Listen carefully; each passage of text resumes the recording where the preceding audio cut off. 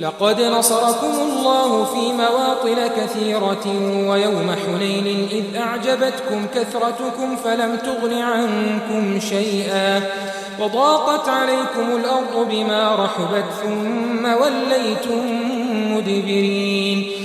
ثم أنزل الله سكينته على رسوله وعلى المؤمنين وأنزل جنودا لم تروها وعذب الذين كفروا وذلك جزاء الكافرين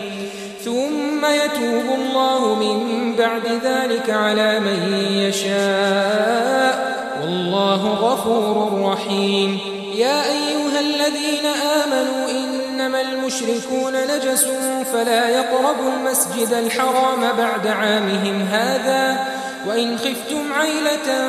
فسوف يغنيكم الله من فضله إن شاء إن الله عليم حكيم قاتلوا الذين لا يؤمنون بالله ولا باليوم الآخر ولا يحرمون ما حرم الله ورسوله ولا يدينون دين الحق من الذين أوتوا الكتاب حتى يعطوا الجزية عن يد وهم صاغرون